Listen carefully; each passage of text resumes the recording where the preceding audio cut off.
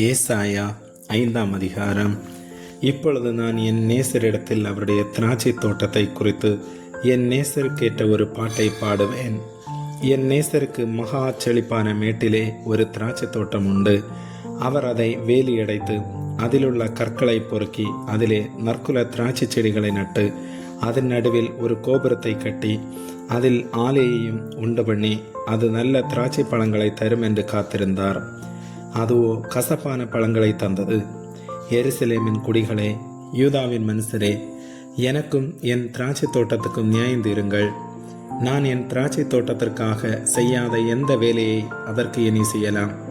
அது நல்ல திராட்சை பழங்களை தரும் என்று நான் காத்திருக்க அது கசப்பான பழங்களை தந்ததென்ன? இப்போதும் நான் என் திராட்சை தோட்டத்துக்கு செய்வதை உங்களுக்கு அறிவிப்பேன். அதன் வேலியை எடுத்து போடுவேன், அது மேய்ந்து போடப்படும். அதன் அடைப்பை தகர்ப்பேன், அது மிதியுண்டு போம். அதை பாழாக்கி விடுவேன்.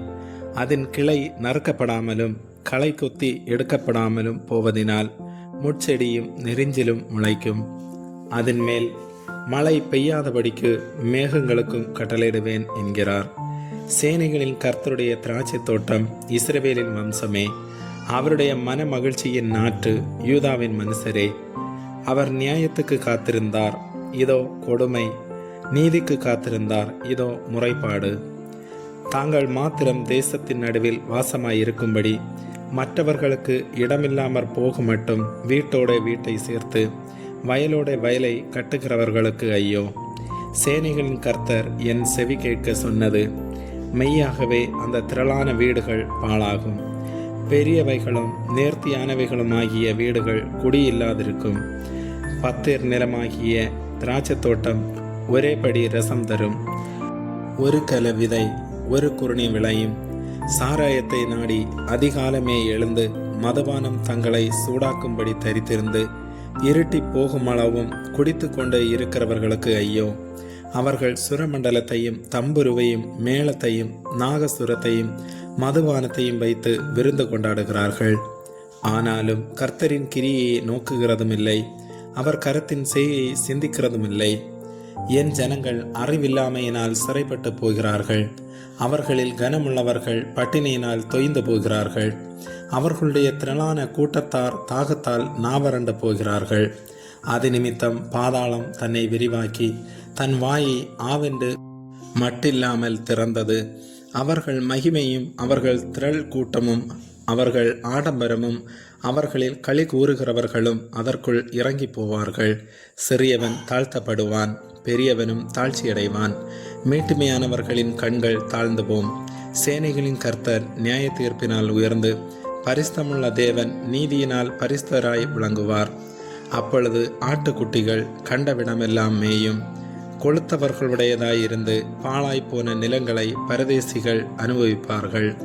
மாயின் கயிறுகளால் அக்கிரமத்தையும் வண்டில் வடங்களால் பாவத்தையும் இழுத்து கொண்டு வந்து நாம் பார்க்கும்படி அவர் தீவிரித்து தமது கிரியை சீக்கிரமாய் நடப்பிக்கட்டும் என்றும் இஸ்ரவேலின் பரிசுத்தருடைய ஆலோசனையை நாம் அறியும்படி அது சமீபித்து வரட்டும் என்றும் சொல்லுகிறவர்களுக்கு ஐயோ!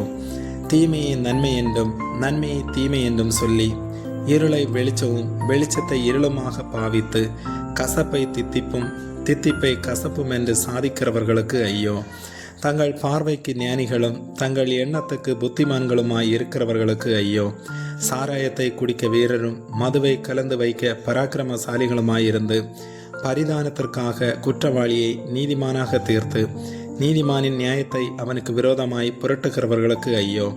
இது நிமித்தம் அக்கினி ஜிவாலையை வைக்கோலை பட்சிப்பது போலவும் செத்தையானது நெருப்புக்கு இரையாகி எரிந்து போவது போலவும் அவர்கள் வேர் வாடி அவர்கள் துளிர் தூசியை போல் பறந்து போகும். அவர்கள் சேனைகளின் கர்த்தருடைய வேதத்தை வெறுத்து இஸ்ரவேலில் உள்ள பரிசுத்தருடைய வசனத்தை அசட்டை பண்ணினார்களே. ஆகையால் கர்த்தருடைய கோபம் தமது ஜனங்களுக்கு விரோதமாய் மூண்டது. அவர் தமது கையை அவர்களுக்கு விரோதமாய் நீட்டி பர்வதங்கள் அதிரத்தக்கதாயும் அவர்கள் பிணங்கள் நடுவீதிகளில் குப்பை போலாகத்தக்கதாயும் அவர்களை அடித்தார். இவை எல்லாவற்றிலும் அவருடைய கோபம் மாறாமல் இன்னும் அவருடைய கை நீட்டினபடியே இருக்கிறது. அவர் தூரத்திலுள்ள ஜாதியாருக்கு ஒரு கொடியை ஏற்றி அவர்களை பூமியின் கடையாந்தரங்களிலிருந்து பயில் காட்டி அழைப்பார். அப்பொழுது அவர்கள் தீவிரமும் வேகவுமாய் வருவார்கள்.